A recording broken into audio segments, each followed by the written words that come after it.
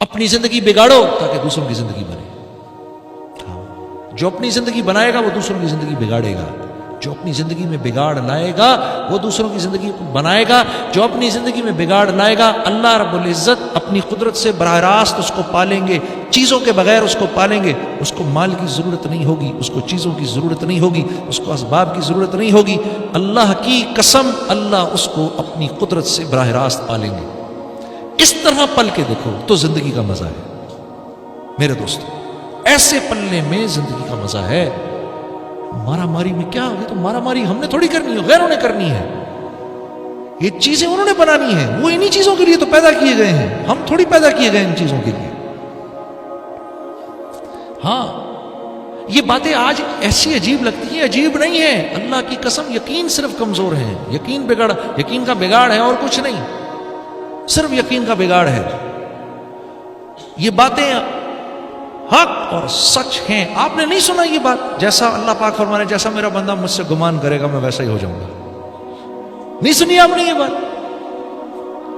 پھر کیوں نہیں مان رہا دل؟ پھر کیوں نہیں مان رہا؟ کیوں اس بات کو بول نہیں رہا؟ اس مجلس میں جا کے بیٹھ ہی نہیں رہا جہاں یہ بات بولی جا رہی ہے. نہ خود بول رہا ہوں نہ اس مجلس میں جا کر بیٹھ رہا ہوں. میں تو صبح کو دکان میں گھستا ہوں اور دکان کا قیدی بنتا ہوں شام تک کے لیے. دکان کا قیدی شام تک کے لیے. وہ بت پرست تو بت کے آگے سر جھکا رہا ہے, میں ان 3 دیواروں کے آگے سر جھکا رہا ہوں.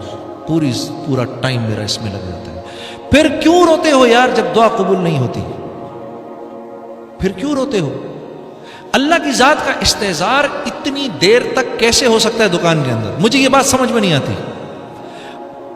9 گھنٹے دکان میں بیٹھ کر اللہ کی ذات کا استحضار کیسے ہو سکتا ہے؟ مجھے بتاؤ کیسے ہو سکتا ہے اس دور میں یار؟ ہو ہی نہیں سکتا. اگر مسجد والے نہیں بنو گے تو اللہ کی ذات کا استحضار ہو نہیں سکتا.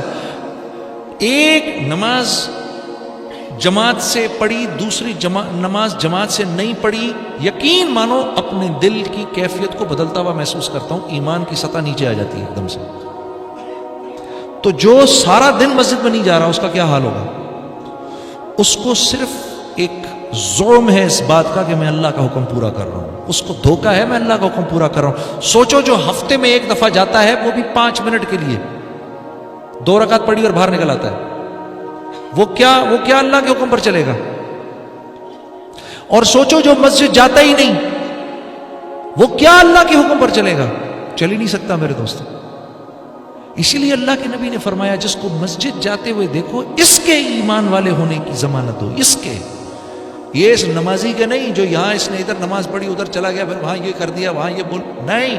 جو مسجد جس کو باقاعدگی سے جاتے ہوئے دیکھ رہے ہو یہ مسجد جا رہا ہے, یہ بنے گا چاہے یہ کتنا ہی بڑا شرابی جواری بے حیا جو کچھ بھی ہے یہ بن جائے گا. کیوں؟ یہ مسجد جا رہا ہے.